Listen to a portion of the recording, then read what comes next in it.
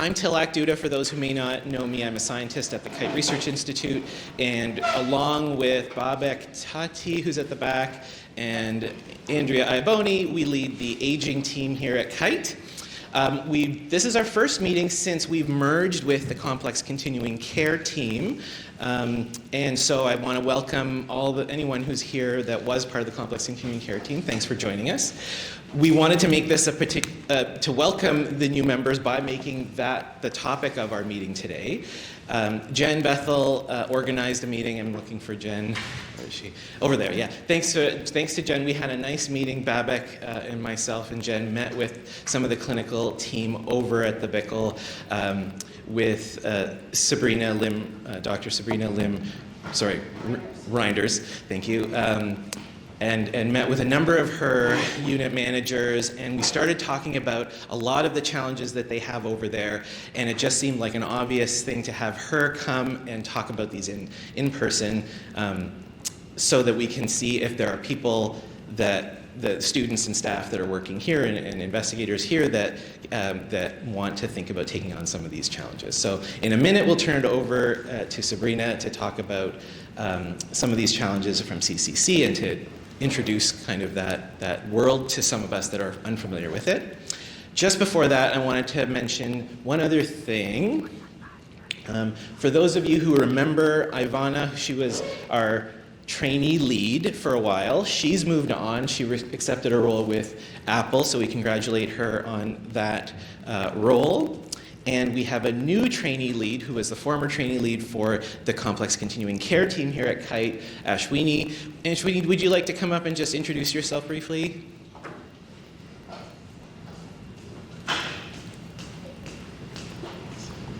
Hi everyone, it's nice to see you in person. I think I've emailed a lot of you, so it's nice to put a face to the email. I'm the trainee lead for the aging team this year. I was previously the trainee lead for the CCC team. I'm a third-year PhD candidate over at RSI, and I work with Dr. Mark Bailey and Dr. Robert Simpson. And my research is in MS research and implementation science, as well as mindfulness intervention. So if you want to chat about my research later, I'd be happy to, and I'm happy to be on this team. Thank you. Thanks, Ash. Welcome. And Ash did do all the groundwork on getting this organized and ordering the pizza and everything, so thank you for that. Okay, so we'll turn it over to, I have to turn this on, there we go. I can't move the slides anymore, David, but we can turn it over to Sabrina. Why don't you come on up, we'll get the slides moving, and I think the buttons, yeah, here we go, sorry. There we go. Is that your first slide? The picture is the first slide.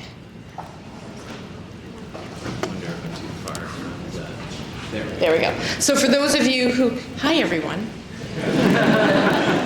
So for those who haven't met me, I'm Dr. Sabrina Lim Reinders. I'm a family doctor by trade, and I'm also the medical director of the Bickle Center, which I'm just going to describe for those of you who've not been. But for those of you who care to, in the summertime, we have an award-winning garden. We have raised boxes where patients participate in garden endeavors. We grow the nicest heirloom tomatoes. They're from seedlings that one of our docs sort of saves every year. We have pumpkins, and some years we are able to grow beets if you can get them before the squirrels do. And we sell it at $1 a pound for things that you pluck when it's harvest time on Fridays. Oh, back this way. Okay, so I was here with my team. My team helped present the slides, so some of them may catch me by surprise.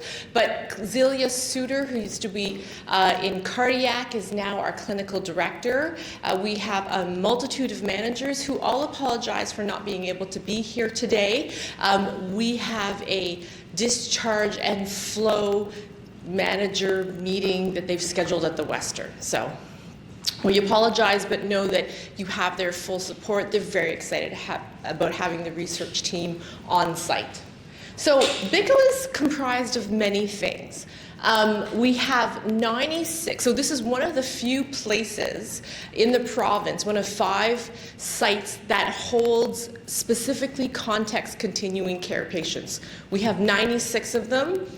75 to 77 may have a laryngectomy or a trach. We have 36 low tolerance, long duration, or slow stream rehab patients, as well as 18 high tolerance dialysis patients. The dialysis is done on site. That unit, the dialysis portion, the Jerry dialysis portion, used to be done at UC, but we've moved the entire dialysis endeavor to Bickle. In addition to that, we also have 84 transitional care beds. So for those of you not familiar, it takes a mix of patients. The vast majority will be patients waiting for long-term care who are otherwise, still medically active, but not so acute that they need to be in an acute care center. We also take people waiting for rehab. We take people waiting for assisted living or assisted housing, or if they're not completed their home renovations post a rehab stay and require, like a lift or stair lift, chair lift, ramps, etc. So that's sort of a very unusual mixed waiting room of patients, which account for 84 of our beds. So it's 228 beds in total. So in the last year, we've done we have a lot of referrals and 611 admissions. I'm just going to skip over this because that's probably not interesting to you. I think it's important for you to understand what kind of patient. So I've described all the different units.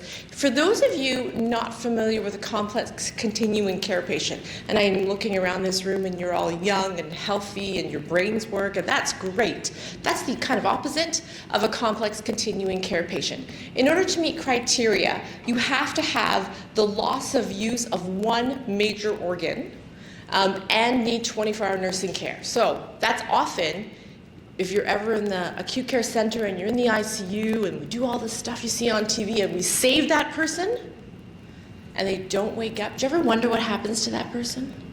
Well, that person usually ends up in complex continuing care, which means that they usually have a trach, and with the trach comes often a G-tube, because if you can't breathe on your own safely, you often can't eat on your own safely.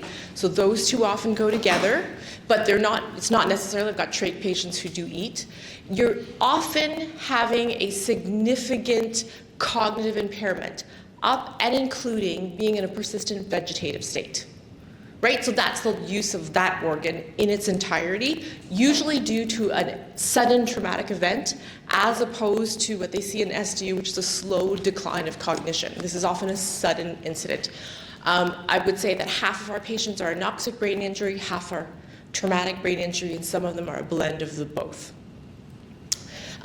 They may need dialysis on a regular basis as loss of that organ.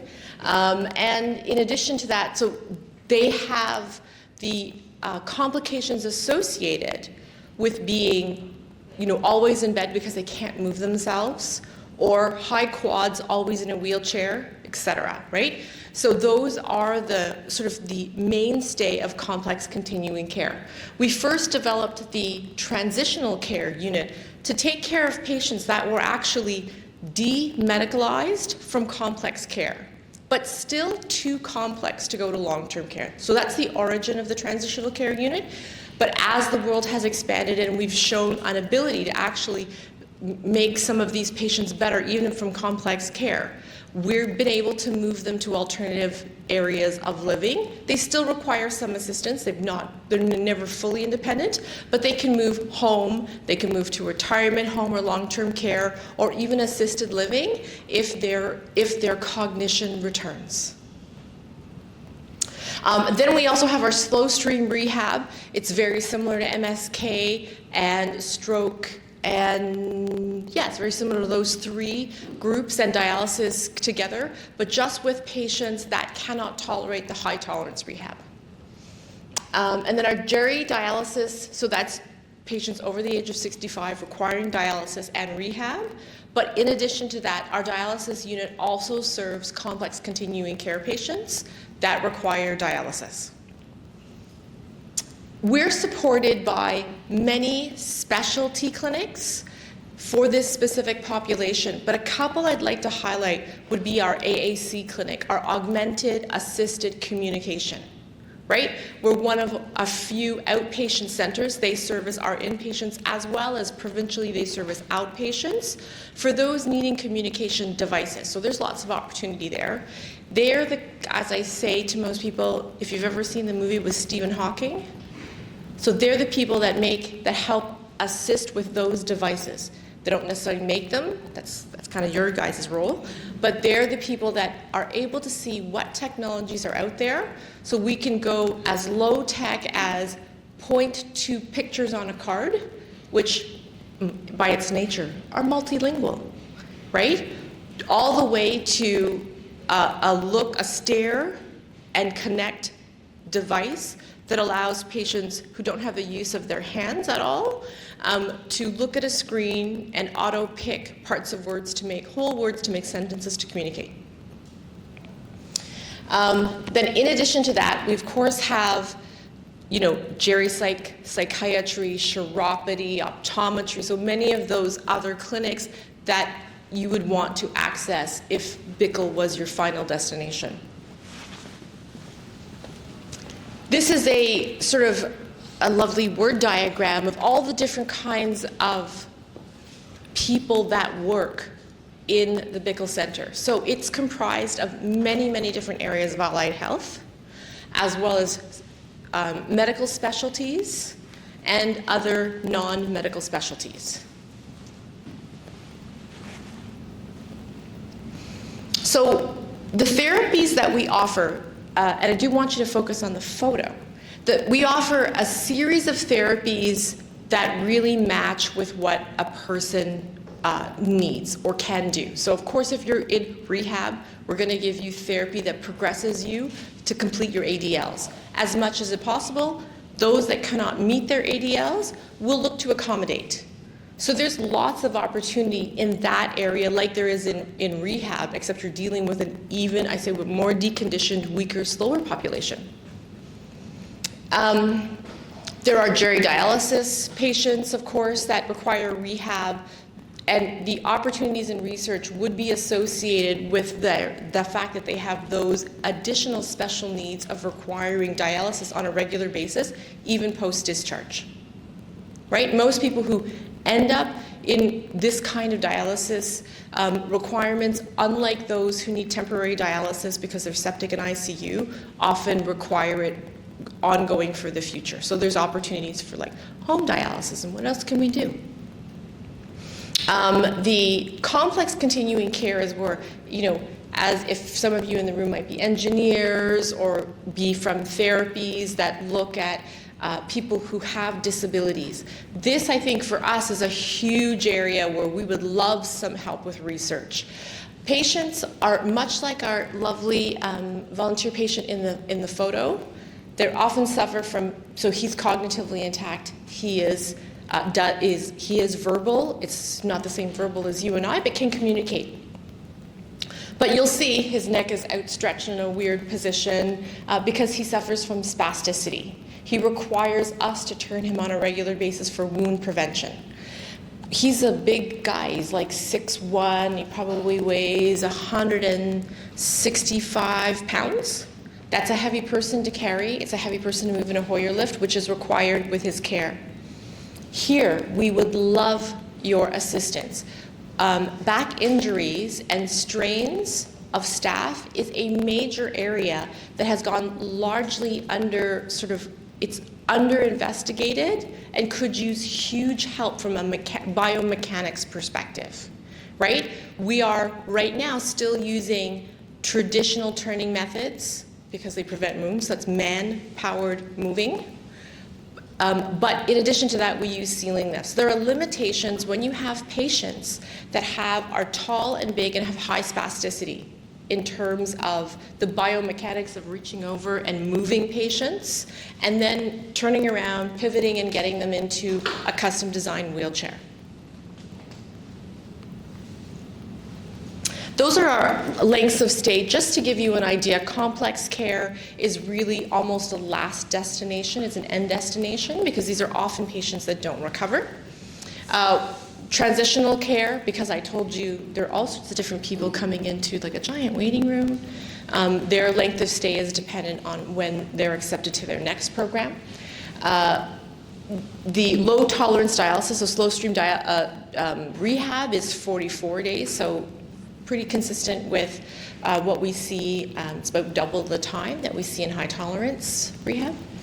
And Jerry dialysis is the same, but they usually tend to stick really close to that 44, 50-day mark.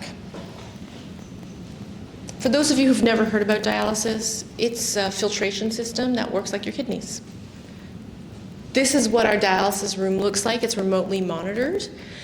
So that's another opportunity. Like, what can we do with virtual care in this kind of setting for certain kinds of patients? Knowing that often you have to lay hands on the patient, but dialysis is done on site. But the medical expertise, because it was nighttime nocturnal dialysis, was done from Toronto General. We have a very unique feature. Because our patients all have unique body types and spasticity, as well as mobility requirements, and the use of being able to use motorized wheelchairs, we have our own customized wheelchair fitting service. You can imagine if you can only move your face, the wheelchair we would design for you is going to be very different than if you can move one arm. Right? So that's a huge opportunity. It also helps with wound prevention. It matters the angle of tilt back in certain wheelchairs. If you have Parkinson's and spasticity because of a brain injury, right? So there is, if you shake a lot, you have Lance Adams syndrome, the types of wheelchairs and how we fit you in so you don't slide out is really important, and they don't come pre-built. But this is an area, I think, if you're into the biomechanics and fitting people to the right device, would be an area to come and check out and see how it works. These are the services we have there, just to give you kind of an idea. That's my patient, Yvonne. She's been there since before I was there. She helps me look after the other patients. So she's a patient and a volunteer, kind of an employee in some ways. This was to give you an idea of what the workload is like. So given the description I've given you of the patients, here's our nurse ratio. It's 1 in 4 or 1 in 5 for CCC patients, and that's because they require constant movement, constant suctioning. They require 100% of feeds, right? Most of them are G-tube fed, but you can't just hang a G-tube and walk away because they're often suboptimally at an angle to prevent aspiration. These patients are high potential to aspirate. So that's why the ratios are lower. They are at high risk of sepsis because they can't tell you in advance they don't feel well. Unlike our transitional care unit where they're waiting to go somewhere else, and the LTLD, our rehab unit, is staffed because we're moving people around a lot and they tend to be a bit sicker and more frail, same ratio as in the other high tolerance programs. That's all the programs that we use to support our patient services, just to give you sort of a robust idea. It's not like long-term care. I asked them to put, so this is a chart that we created from our work. These are MSK injuries of staff, right? Based on what they were doing. Did they hurt themselves with the equipment or materials, or did they hurt themselves handling patients? And so you can see that there's a lot of variability, but we do have this upward trend of MSK injuries with staff handling patients across time. And that's just more, it's mostly the nurses that get hurt, as you can see. And that's the end of my presentation, just in explaining. Do you guys have any questions?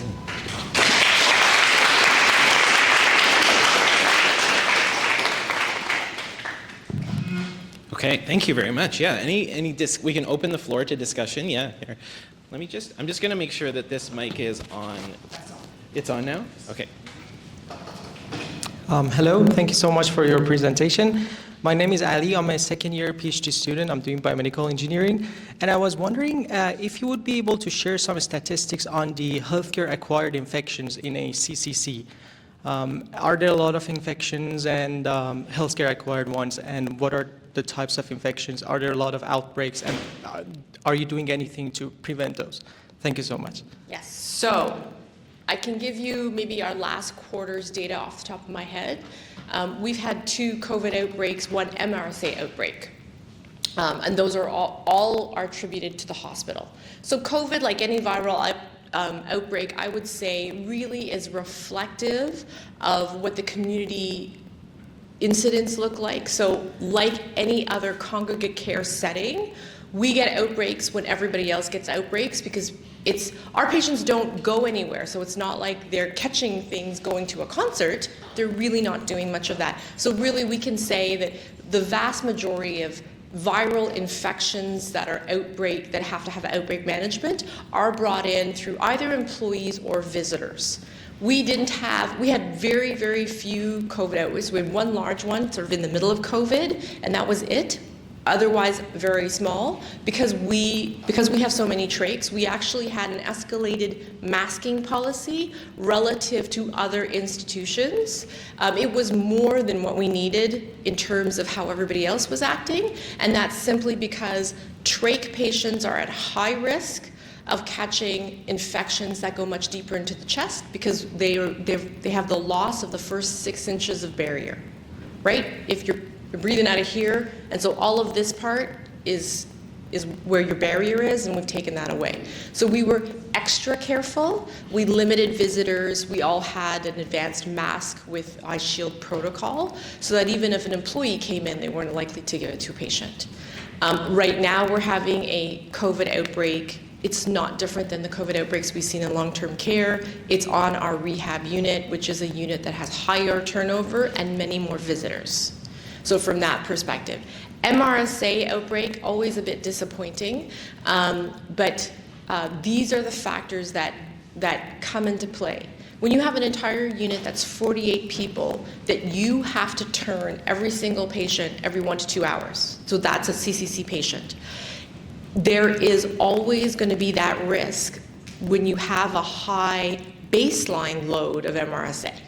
So the patients that are in CCC have higher incidence, like upon entry of MRSA, because these are patients, because of their catastrophic injury, have spent months and months in hospital, lots of weeks in ICU, have had multiple infections secondary to procedures, to exposure, to the fact that their immune system is just trying to keep alive versus same as yours and mine.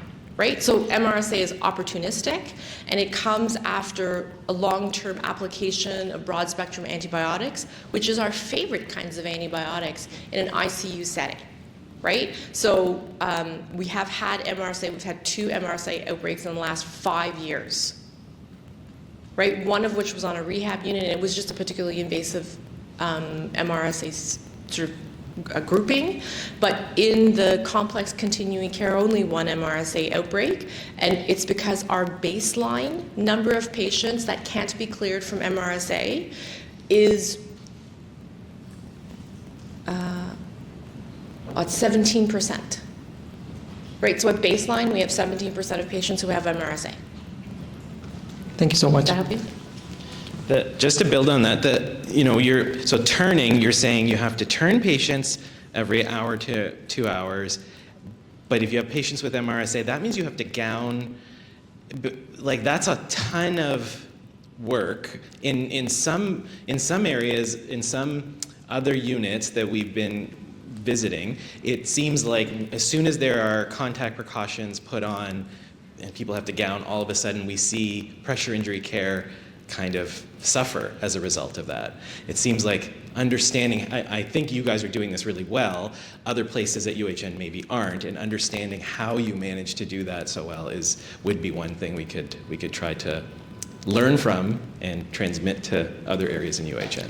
Absolutely. I also think that it's helpful when it comes to the spread of things like MRSA and C. diff. Remember that this is their forever home, which means we, even in that kind of situation, we don't limit essential care providers, so family members. And many family members, for many reasons, moms in particular, I'm a mom, so I think we can call it that group, they have a lot of difficulty keeping all of the PPE on, even if their kid has MRSA or C. diff. Because there is an element of human touch that they believe confers comfort and care, right? So and we don't have the ability to police that. So if somebody takes off their glove and rubs their child and kisses their child, well, I'm not going to have them walk out in handcuffs, right? And that's assuming I know. But then there are, I think, opportunities to help us figure out, when they leave that room, do they wash their hands really well before they go into my general stock room and pick the nicest towel out of the bunch, right? So there's some obvious areas where I think we don't have the manpower to do this checking, but if we had a sensor at the door to say, please wash your hands, it would work for both the loved ones as well as it would remind patients. Because remember, we don't keep MRSA patients trapped in their room either. That wouldn't be humane. So we might take all the precautions when doing care, but these are the same people that can sit beside you on the bus, in the metro, they're eating at the table next to you in a restaurant. You really don't know who has MRSA unless you check for it. We never check for it unless you're in hospital. Does that make sense? Great. Oh, yeah, over here. Thank you. That was a great talk, and thank you for that. I was just curious. So you mentioned that you've seen an uptick, an increase in your staff, getting injuries over some of the tasks that they're performing, and you showcased a number where you're saying that 1 in 5. In the CCC, I think, so 1 nurse for every 5 patients. Yeah. So would you say that there is this almost like a repetitive kind of task that they're happening, so that's why you may be seeing some of these injuries, where sometimes the fix is just including more staff to try to help people, help some of them do the lifts or any type of task like that? How feasible is that? So that's an excellent question. Just pre-COVID, we changed the model of care to include, it's the same number of people, but the roles have changed in that we now have we kind of upskilled RPNs, we use nurses at a higher level and added on PSWs. I would have to go back and ask somebody to match up the data with when we changed the staff ratio. Did we increase the potential for injuries? I wasn't looking at that. I was looking really closely at if we change the staff ratio, did our wounds go up? And it didn't, right? So that was one of the markers that, as a medical director, I'm looking at. But it would be, I think, very interesting to see if the number, because it's the same number of people, right? So we haven't changed technically we haven't changed the physical number of hands on the unit, but the roles are different.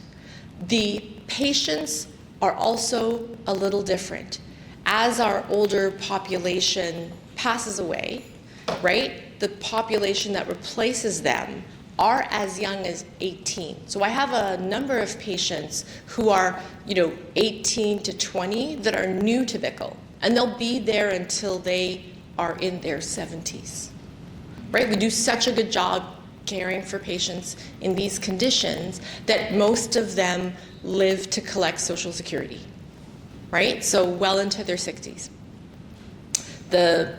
I have patients that have been there 30 years since BICL became BICL, right? It used to be called the Home for the Permanently Incurable, which I think is a really unfortunate name. So I'm glad we changed name. Yeah, I know, that's really, imagine going there. That's so depressing. So, with the name change, but it still takes on that complex continuing care patient. It still takes that patient. And with good care, a patient who, although needs a trach and a G-tube, with really good care, they can live 20, 30 years.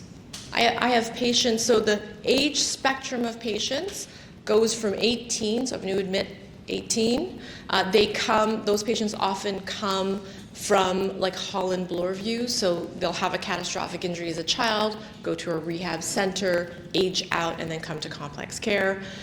My oldest patient is 103. Thank you. Thanks for your question. Others? Yeah. Thank you for a great talk. You mentioned the dialysis room and that it's monitored via Toronto General. I think you mentioned something that there's room for research contributing to there, but I wanted to follow up on that and ask what are the challenges there? And So the dialysis unit used to be a nocturnal dialysis unit. So the research in terms of is nocturnal versus daytime dialysis better has already been done, in that nocturnal dialysis may in fact decrease the number of heart attacks because it actually takes your cardiac afterload off of you during a time when it's actually, you get more flow through, so a bigger risk for the heart is at night, right? Just by the mechanics of your kidneys. We've now moved everybody back from nocturnal to day dialysis. Day dialysis is shorter dialysis. It's done a bit more quickly, right? Over a shorter time frame, like in all the dialysis clinics. Nocturnal dialysis is done across 8 hours, right? So that's a slow and gentle type of dialysis.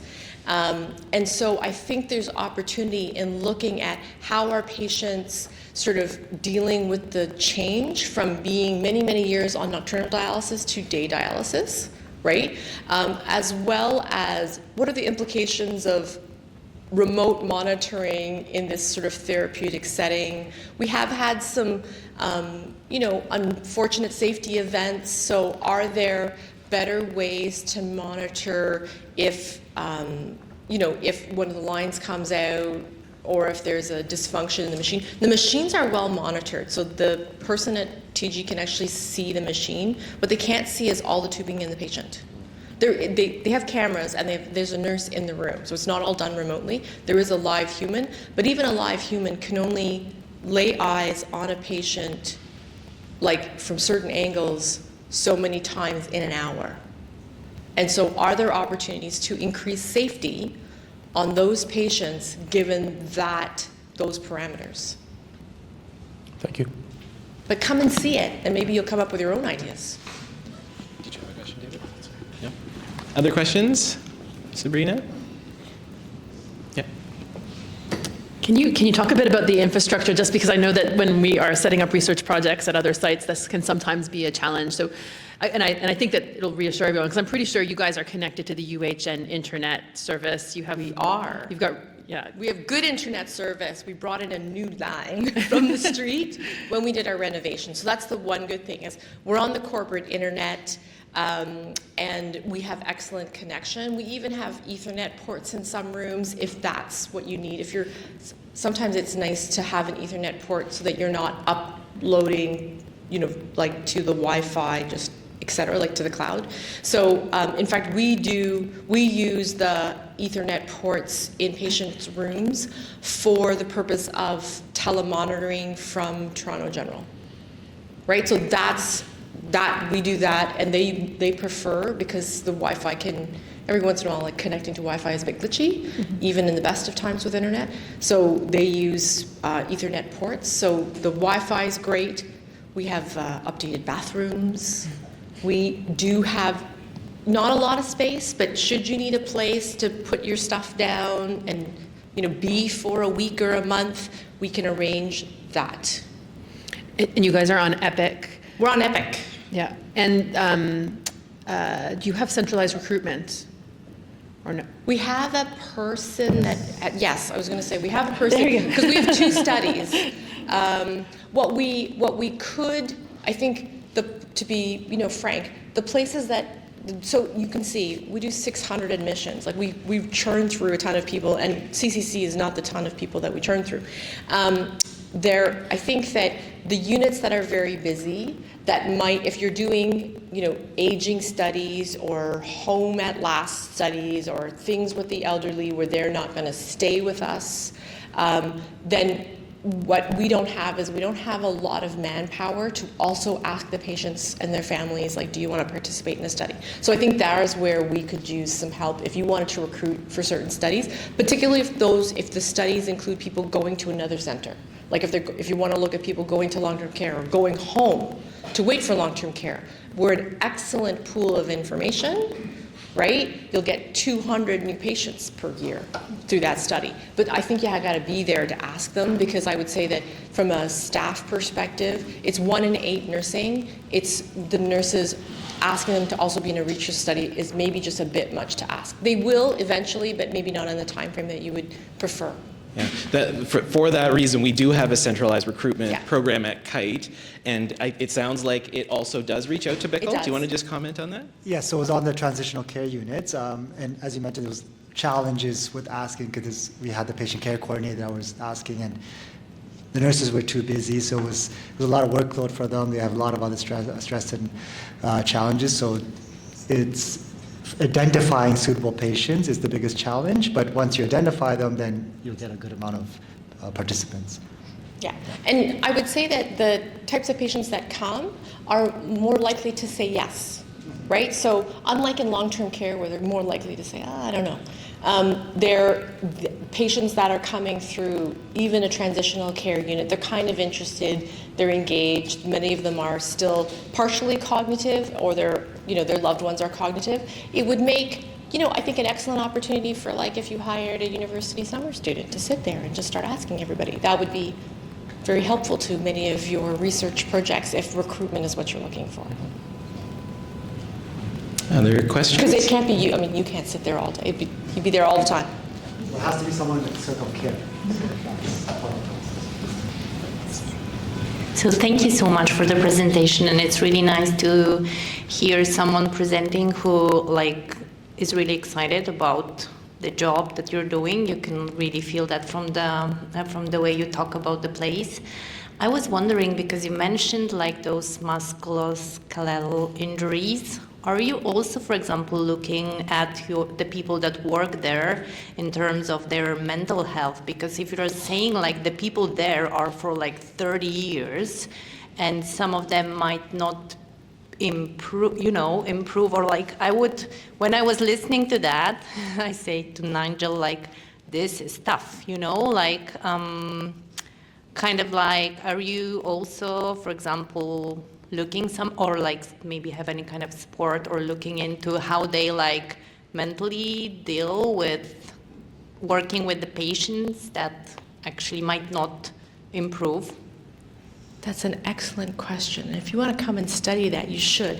Because, so this is what we do have. We have spiritual care who is there, and bioethics. And they're there to support not just the patients, but they actually also kind of support the team. So when we have difficult cases, or even when we have a long-standing patient, you can imagine if you've been a nurse for 20 years in that building, so some of the patients have been there longer than many of us senior nurses, and then you have a patient that is known to have lived there 30 years and then passes away, even if they are closer to 90 than they are closer to 20. There is a sense, you see that person every day when you come into work, right? As a doctor, I'm like, hello, Mr. Smith. Even though Mr. Smith has never responded, you never know. So I always say hello. And then, the day that you come in and Mr. Smith's bed is empty is a tough day. And we usually have a lavender alert. So we bring the group together. We talk about sort of, what it looks like, or loss, or they reminisce. So it's kind of almost like a mini memorial that provides closure for staff. But that's when they pass away. I don't think we've ever done it, to my knowledge, unless that patient is a difficult patient to deal with. We've never stopped and said, hey, it's pretty tough working on a unit where nobody gets better. How you doing? We've never done that. So I think that's a prime opportunity and would really fit with, let me know what you need, because it would really fit with us looking at how do we approach wellness in this new post-COVID era. At the beginning, most people just said, I just need a day off. But in order to take a day off, there needs to be somebody who I trust to take care of my patients. And it doesn't matter if you were speaking to like a physician or a nurse or a physio or wellness. There is like a bit of ownership and responsibility of the patients, because sometimes we are their default family, right? They don't have anybody else that comes to visit, or if they do, they're far, far away, so we're there. And I think that's an excellent idea, is to look at what could we do that engages staff in their mental health, given that they are dealing with a population that is tough, right? That's a great idea. You writing that down? I did write it down. Right. Yeah, I did write it down. I can just summarize it. We still have 15 minutes to discuss, so we can do that. But here's the list from what you've described and what I know of the work that we're doing here, where there's crossover: infection control, remote monitoring, pressure injury care, the need for turning regularly, staff injury prevention, physical, but now also thinking about mental health, strain, I guess, workplace strain. Do we miss anything from all the topics that we've talked about?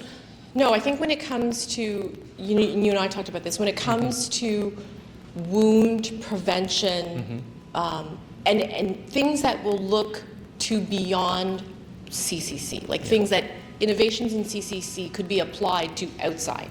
So we know that spinal cord patients or high quad patients or patients with huge spasticity due to stroke, they're at high risk of wounds. And one of the things that we do is we turn them, but that means they're in bed. It doesn't allow us to do the same amount of turning with the wheelchair. And when they get a wound, the first thing we do, because it's clinical, we put them back in bed to offload their wounds. If you could invent something that allowed them to be turned without us in the chair, I think that would be a game changer for everybody who's in a wheelchair, not in a hospital, from a wound prevention perspective.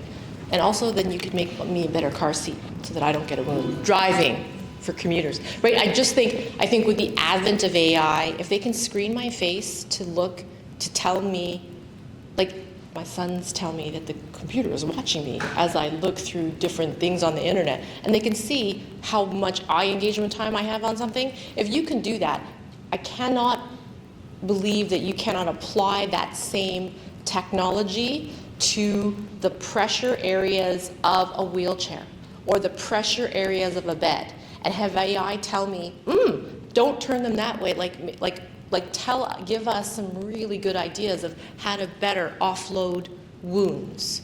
I'm sure we can use it to help better prevent infection at the door, at the threshold, or at moments that we know are high breach times. So come and walk through the hallways with me, and I'll show you where I think there are high breach times, and you might identify others. But I just think we're on the cusp of being able to use some of the computerized tools in a way that we never thought we would be able to apply.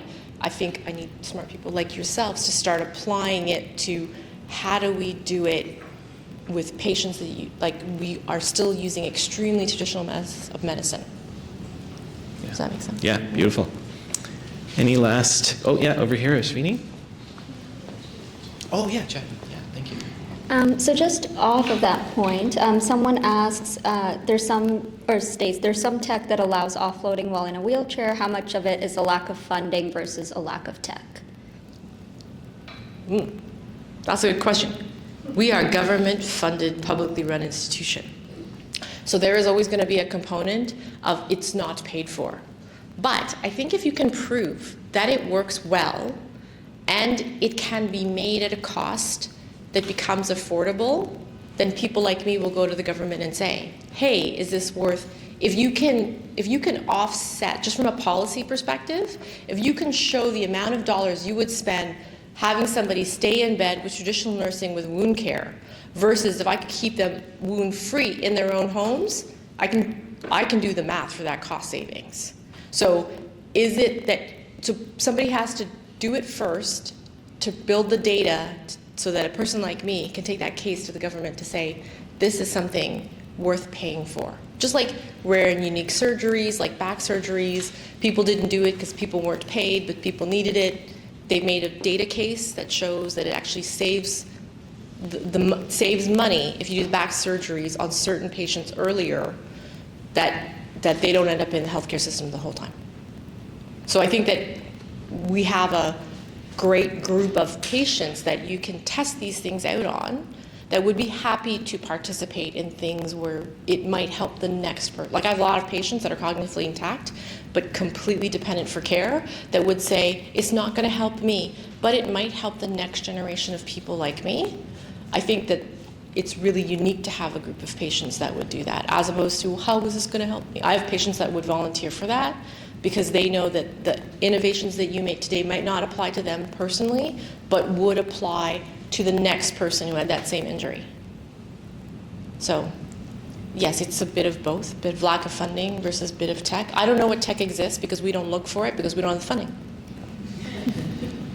Any other questions online that we should address? No, no questions. Great, thank you. Okay, anything else that we want to ask Sabrina before we wrap it up for this session? No? Oh, yeah, one more. Okay, we'll call this the last one. Thanks. Thank you for your presentation. It was great. I just had a question about like implementation of when we're talking about these like studies and like research initiatives, and in terms of like the implementation and this connection between like research and clinical. I just wanted to get your opinion on maybe what you think would make implementation of some of these things like most successful. Like I know a lot of times we talk about like having a champion like in the units that can kind of spark the change of like, let's try doing it this way now, like, and like maybe like do the training for it. But in a spot where there's so much like continuous care and they're very like dedicated to like constant care with patients like this. I just wanted to get your opinion on that and maybe successful ways that you think we could do it instead. So which ways will be successful, I think will depend entirely on the nature of the project, if I can say that. Because you need to make a case to a person, like why would you bother spending you have limited time, why bother? So if you said to me, well, I'm going to help you with your MRSA spreading problem, I'd be like, I got a unit for you, and the manager's going to be super excited about it because she's the unit that is struggling, and the trials you're going to do on her unit are going to apply to the other units. So will she be engaged? Yes. Will the nurses be engaged? Yes, because I'm going to come with you and I'm going to say, guys, this guy's going to help us prevent another MRSA outbreak, so we're not going to have to do that again. And they're going to be like, yeah, that's cool, okay.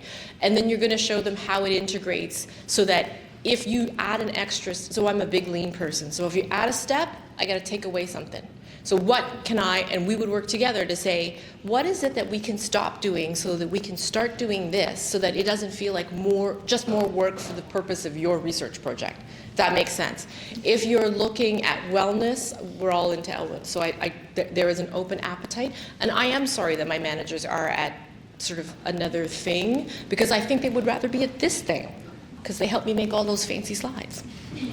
So if that makes sense, if you are, when research meets bedside, it's easy to sell that case. If you're saying, we're doing this to help look at wounds, well, then I will bring my wound champions to you. And I'm like, okay, you're going to talk to these people.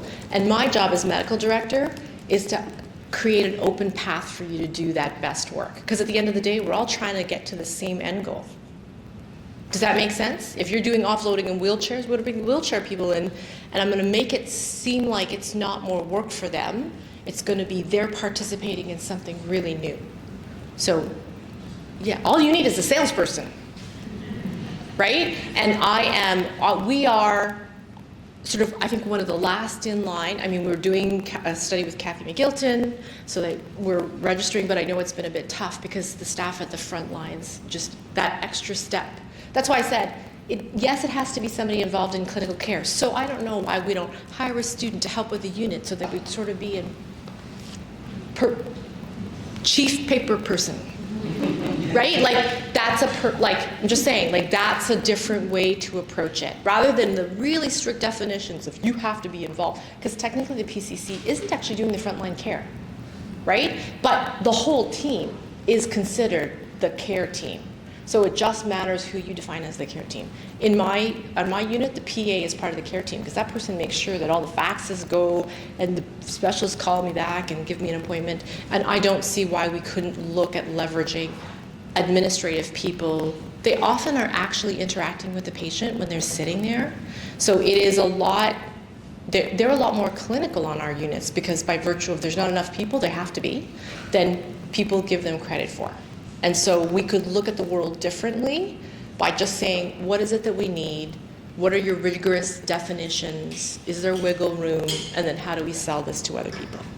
So that's what we did. We actually get involved in program assistance because PCCs were burdened. So Exactly. This helped. Did it help?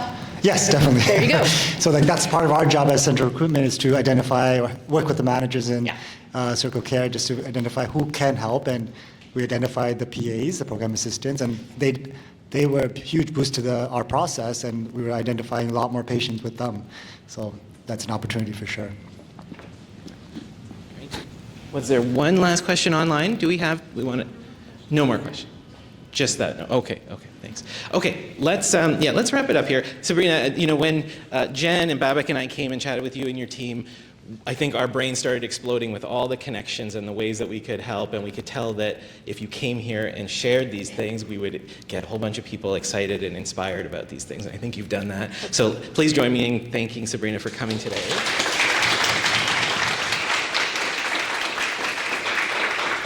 And so we'll wrap up this part of the meeting. For those who are on the aging team, hang around we'll let people clear out that need to, and then from 1 to 1:30, we'll just chat about plans for next year. Great, thanks. Thank you so much, that was so good. Thanks, everyone. Yeah, thank you for making the trip in the... Oh, no, I'm glad. I'm glad my secretary said you have to be there at 11:30 because she buffered in. Like, Sabrina's going to be late time. Oh, sorry, I didn't realize there was something... Is that okay? Yeah, please do. Okay, thanks. Yeah, sorry, there was one note online that we just want to read out to people as you're leaving. Sorry, go ahead, Ashwini. Yep. So we just have a comment from Clinical Research Manager Louise Brisbois, who noted that for inpatient recruitment that's handled through TRI Central Recruitment Department, to please reach out to her if you have a study that you'd like to implement at Bickle. So I can share her email and her contact information with everyone if that's okay. And she notes that she works directly with the clinical director and unit manager specific to Bickle.